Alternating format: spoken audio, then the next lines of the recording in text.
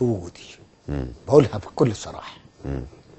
وقد حدث قبل ذلك أن طلب بعض أعضاء اللجنة. أنت تصنع لي الفخاخ في هذا الحديث من بداية هذا الحديث، وأنت دكتور ثروت تصنع لي الفخاخ الإعلامية، تصنع لي اختبارات أخشى أن أنجح فيها يعني. أقول لك في ندوة سابقة طلب 2 من القيادات القانونية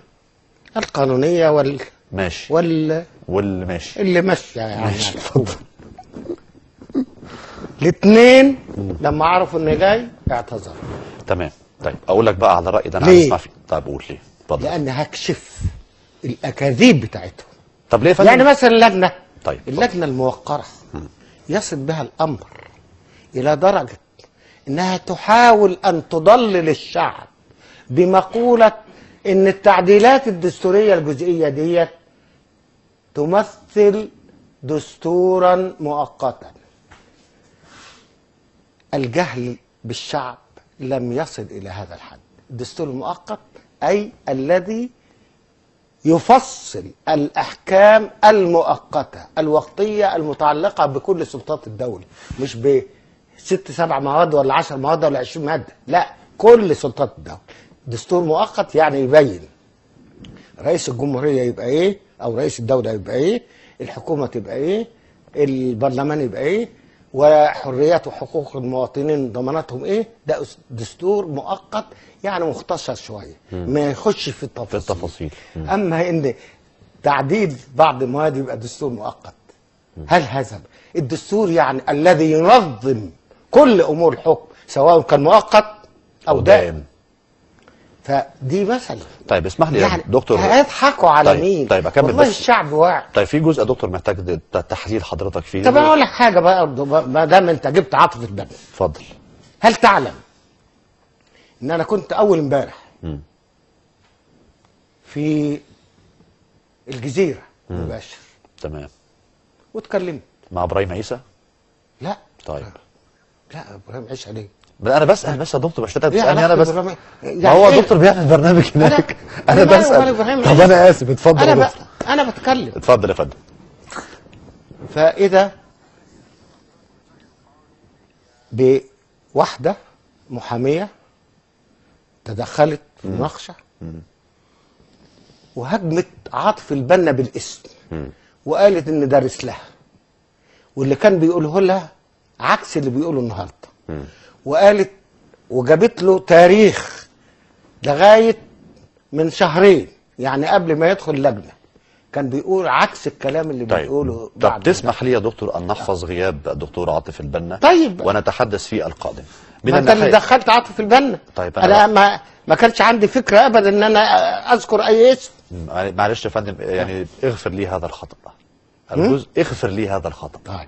طيب الجزء المتعلق بالتعديلات الدستوريه من الناحيه القانونيه، هل لك ان تفندها لنا من أي جانب أنت تراها بعيد عن الإجمال الذي تحدثت عنه أن هذه تعديلات لا يصح أن نطلق على مواد 9 دستور مؤقت أو حتى دستور دائم من الناحية القانونية حتى نستطيع أن نستوعب هذه الفكرة؟ من الناحية القانونية هذه التعديلات اقتصرت على أمر واحد شكلي من ناحية طريقة اختيار رئيس الجمهورية أو طريقة تشكيل البرلمان أو مدد رئيس الجمهورية،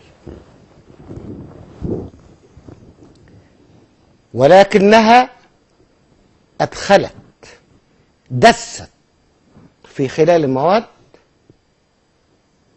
ما تريد أن يعمل به بالنسبة للمستقبل بالنسبة للدستور الدائم، فأدخلت دست في ثنايا الحديث عن فكرة نظام رئاسي بدلا من نظام برلماني الذي أجمع الشعب عليه والذي نادى به كل أعضاء اللجنة قبل أن يدخلوا في اللجنة، لأن النظام الرئاسي لا يمكن أن يحقق إلا نظاما استبداديا سلطويا مطلقا كما حدث في جميع الدساتير الرئاسية أو المسماه رئاسية التي قامت في إفريقيا أو في أمريكا الجنوبية أو في مصر أو في أي بلد آخر. تمام. النظام الرئاسي له مواصفات لم ولن تتحقق أبدا إلا في الولايات المتحدة الأمريكية لظروف تاريخية ولتطورات معينة أدت إلى قيام هذا النظام الذي يقوم على التوازن بين السلطات. فرئيس الجمهورية ليس سلطة مطلقة، الكونجرس ليس سلطة مطلقة، القضاء ليس سلطة مطلقة، كل السلطات الثلاثة بتوازن بعضها، بتراقب بعضها، وبالتالي هذا النظام يستحيل تحقيقه في أي دولة أخرى. هذا من ناحية. من ناحية أجمع كل رجال الفقه على أن النظام البرلماني هو الوحيد الذي يصلح في مصر أو في غيرها من البلاد الأخرى حديثة العهد بالديمقراطية.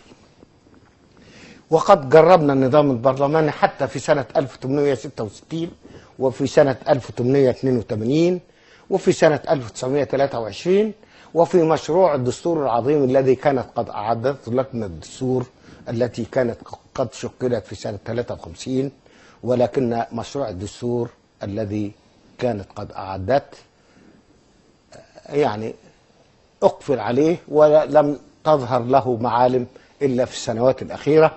وقد تقدم الكثيرون في خلال ال5 أو 10 سنوات الأخيرة بمشروعات دستورية كلها تدور حول إقامة نظام برلماني، لأنه النظام الوحيد الذي يمنع من عودة الدكتاتورية والسلطوية الفاسدة.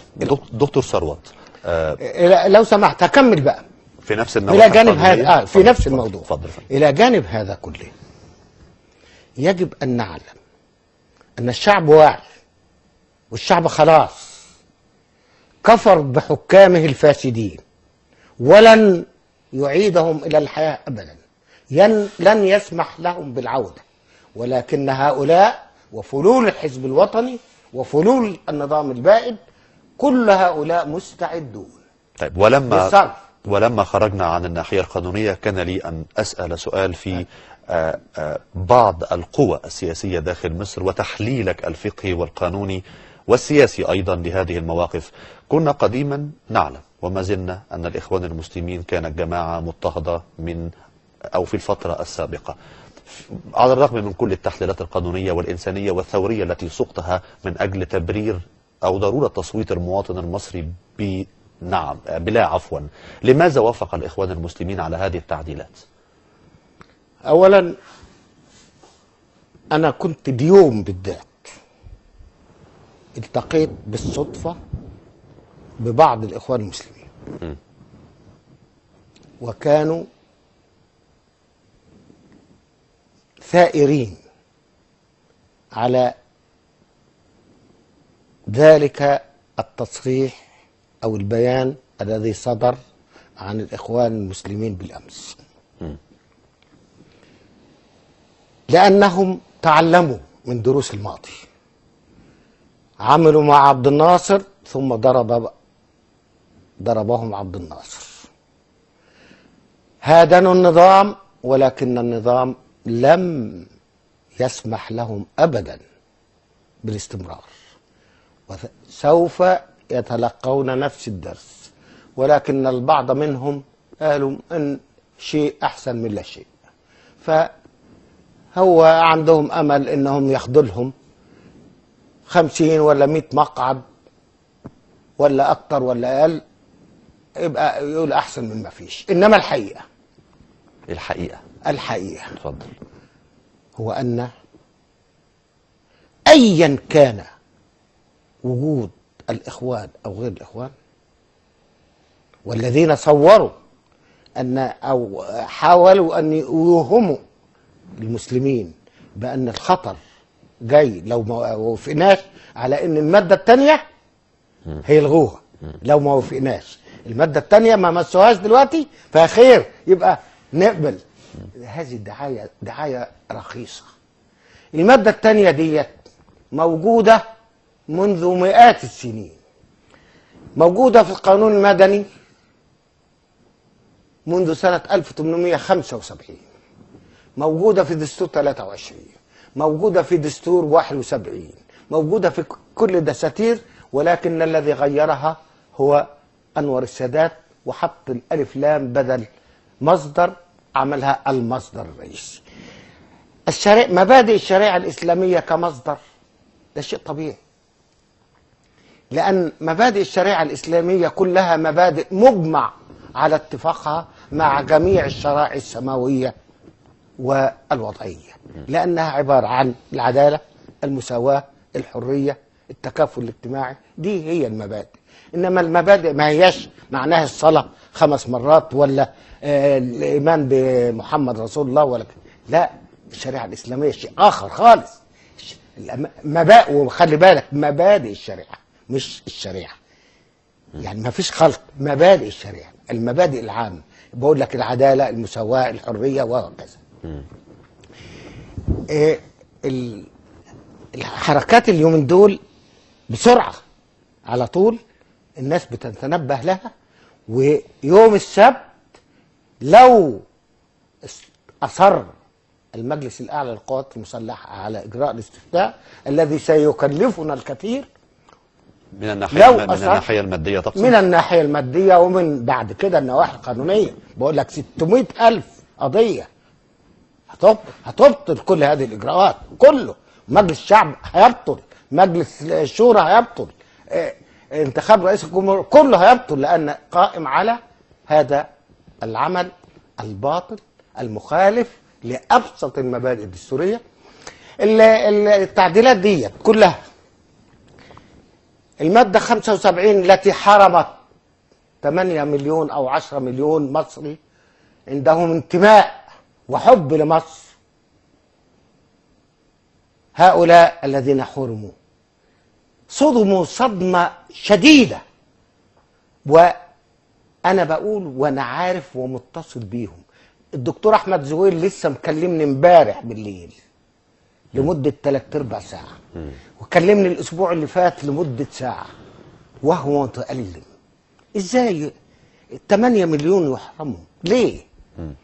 8 مليون مصري اللي موجودين في الخارج ناس فيهم كفاءات عالية جدا، وفيهم ناس على درجة عالية جدا من الوطنية والانتماء، عندهم انتماء أقوى بكثير من انتماء المصريين. أنا نفسي، وأنا يعني فلاح ابن فلاح ومصري ابن مصري وزوجتي مصرية وكل حاجة، ولو إن على فكرة بعض الناس اللي هاجموني قالوا إن أنا متجوز فرنسوية واتكتبت على الإنترنت. يعني وزي ما قالوا على البلد. بس انت متأكد يا دكتور ان كله مصري؟ ايه؟ كله مصري. كله مصري. طب مفيش فرنساوي وهي مش كده وبس. طيب مش كده وبس. ماشي.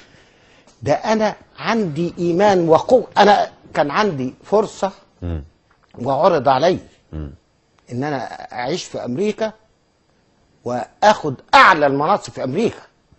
انا سنة 61 و62 كان بيترجاني كيسنجر، وأسامة الباز موجود حي يرزق، واسألوه كيسنجر قال له عليا ايه، ويوجين روستو اللي كان وكيل وزارة الخارجية ايام جونسون، وكانوا بيتمنوا ان انا اقعد معاهم ولو 2 3. طيب تسمح لي يا دكتور ان ومع ذلك